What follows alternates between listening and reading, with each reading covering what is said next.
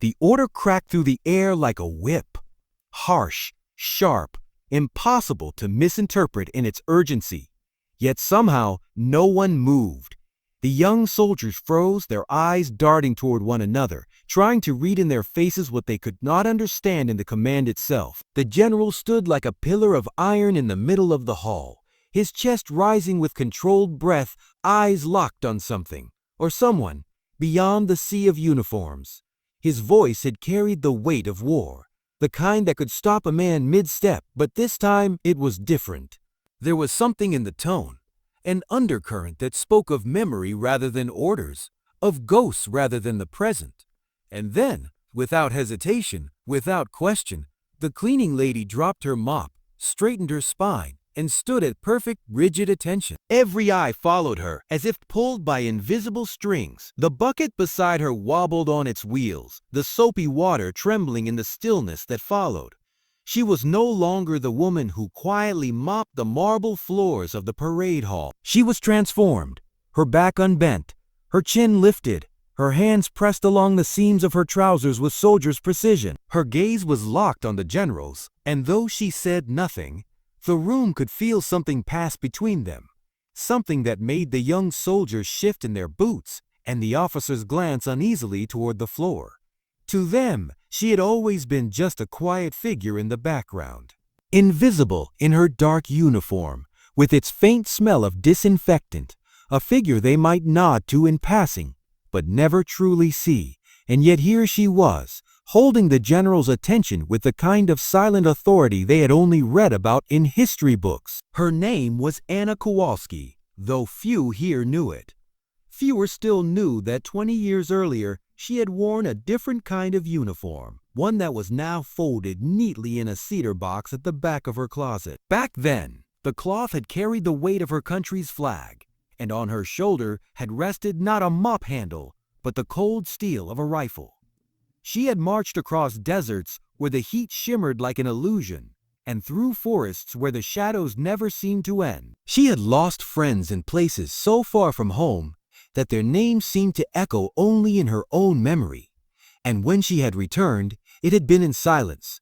No grand parade, no speeches, only a paper discharge and the quiet understanding that her service was done, though the memories would never leave. The scent of this hall, the waxed wood, the faint metallic tang of metals and weapons, always took her back to those years. She had been young then, quick to follow orders, quicker still to protect those who couldn't protect themselves.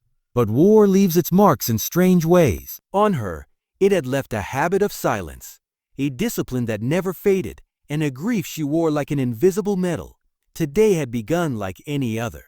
She had been pushing her mop across the vast expanse of the hall, letting the soft rhythm of the work settle her thoughts. Soldiers had been filing in for inspection, their chatter filling the high ceilings, boots ringing sharply against the marble. She had learned to fade into such moments, to be unseen, but when the general entered, the air shifted. Even before he spoke, Anna had felt it. The weight of authority, the demand for order, the presence of someone who knew the cost of war as she did. The order he barked was not in the language of the recruits. It was old, antique military code, one used decades ago by units that no longer officially existed. But to Anna, the meaning was immediate and absolute. It was an instruction meant for soldiers trained in a time when hesitation could mean death. It was an order she had not heard in more than 2 decades.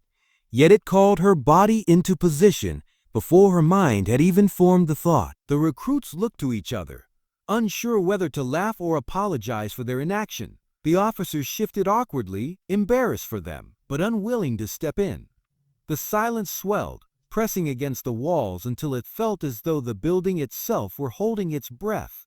And in that silence, Anna's transformation stood out like a flare in the dark. The general's gaze softened, though only slightly, as he took in the sight of her. There was recognition there, yes, but more than that there was respect. Not the shallow, polite respect given out of courtesy to age or position, but the deep, wordless kind shared by those who have stood in the same storm. Around them the hall seemed to recede. The young soldiers who had moments before been puffing out their chests now shifted uncomfortably, sensing the gravity of what they were witnessing but not understanding it. Some lowered their eyes, as if looking directly at her might expose their own inexperience. It would have been easy for Anna to explain herself, to tell them about the years she had served, the battles she had fought, the comrades she had buried, but she did not. She held her posture, eyes forward, the way she had so many times in the past, because she understood something they did not. Silence can speak louder than any story. The general stepped toward her. The soft tap of his polished boots against the floor seemed deafening in the hush. He stopped just short of her, his shadow falling across her shoulder. For a long moment neither moved. Then, in a voice low enough that only those closest could hear, he spoke again. This time in words, not code. She did not answer. She simply gave the smallest nod, and in that motion carried the weight of an entire unspoken conversation. It was as if she had told him, "I remember, I still carry it, and I am still ready, if needed." The officers exchanged puzzled looks, but no one dared interrupt. The general turned to face the room, his expression unreadable. Yet his next words carried an unmistakable edge. He addressed the recruits not about drills or regulations, but about respect. Respect for those whose service is not written on their uniforms. Respect for those who have already given more than most could bear. By the time he finished, the hall was silent in a new way, not awkward but reverent. Anna had not moved. When the general finally dismissed the assembly, every soldier present stood straighter than they had before, as though some unspoken standard had been set before them. As they filed out, more than one paused to glance at her, not as the cleaning lady, but as someone they were only just beginning to understand. She met no one's eyes. She simply picked up her mop again, dipping it into the bucket with quiet precision. But something in the air had shifted. They would not forget her, nor the way the general had looked at her as if she were a comrade and not a civilian. In the days that followed, whispers moved through the base. Stories took shape from fragments. Guesses about her past, theories about the strange command, half-remembered mentions of old campaigns. No one ever got the full truth, but that didn't matter. What mattered was the lesson left in the wake of that moment, that some people carry their service not in their clothes, but in their bones. That honor does not fade when the uniform comes off. And though Anna would never seek it, she had become something of a quiet legend there. Not because she had spoken, but because she hadn't needed to. The general never repeated that command again. He didn't have to. The one time he had given it, the right person had answered. And that was enough. The marble hall went on hosting inspections and ceremonies, its floors gleaming under her care. Life continued as it always had, yet for those who had been there that day, the sound of a mop sliding over the floor would forever carry a different weight. They would remember the stillness, the straightened spine, and the silent salute that had told a story no words could match.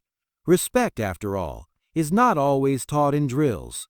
Sometimes it's learned in the space between words, in the silence where history stands at attention.